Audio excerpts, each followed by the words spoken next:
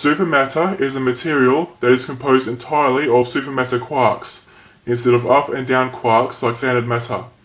In nature, it is an exceedingly rare material with only 7.45 kilograms of natural supermatter in use for research purposes across the Earth.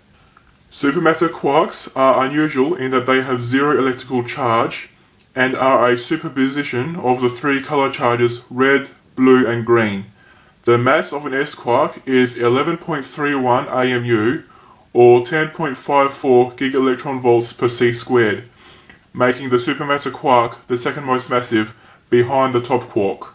Rough natural supermatter is a deep blue color with minor discolorations as a result of elements that have bonded to the surface. Artificial supermatter is a brighter turquoise color, although metallic impurities typically gives the material a shiny dark blue appearance. Supermatter was originally discovered at Base Rhina 2067, where it was given the designation Rhinarium. The name changed circa 2071 when the unusual properties of the material first surfaced. The name supermatter stems from the first tests, which determined the material's Young's modulus and specific heat capacity as being superior to any other known material. Despite the rarity of natural supermatter, production of artificial supermatter was demonstrated to be possible as a result of the large quantities left behind after the human-Thorium War.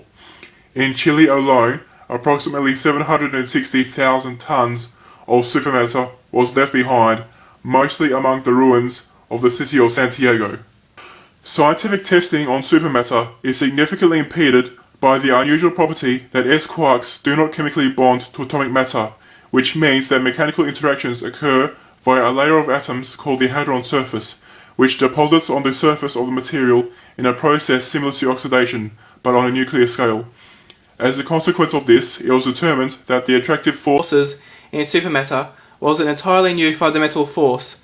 This force, termed the supermatter force, is unusual in that only S quarks are affected by this force. Although supermatter does not perform chemical reactions, S quarks can perform nuclear reactions with any atom, which results in a hybrid element, with chemical and physical properties that are close to a weighted average between the characteristics of the original materials. As an example, theory suggests that superhelium would have a boiling point of about 536 megakelvin, while it would not have a melting point at 1 atmospheric pressure. However, samples from the Terabytes Institute of Materials Science has shown that superhelium has a melting point of 246 Kelvin and a boiling point of 24 megakelvin, which suggests that there is more than a scaling effect in action. A notable difference between superelements and normal elements is that the stability is changed. Superelements lighter than supercalcium tend to be more stable, with more stable isotopes, whereas heavier superelements tend to be less stable, with less stable isotopes. In addition, the stable isotope with the highest binding energy among the superelements is supercalcium-44. It is unknown how natural supermatter is formed, as it is speculated that conditions are not energetic enough within supernovae to produce it. The current hypothesis is that supermatter cannot be created naturally at all, only via artificial means.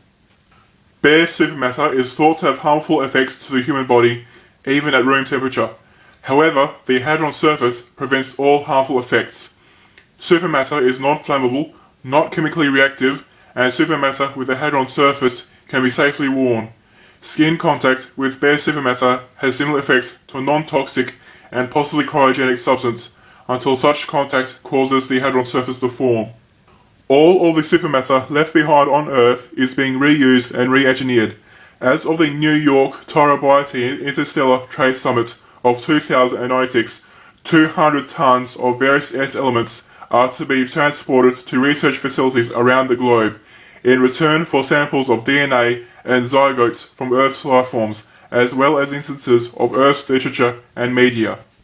The first Galactic Union Trade Summit of 2124 will mark the completion of trade negotiations between the United Earth Astroforce and Honolulu Corporation for pre-molded spacecraft armor. This arrangement will bring a new era of peace and safety to the citizens of Earth. This video was sponsored by the United Earth Astroforce for the future of Earth.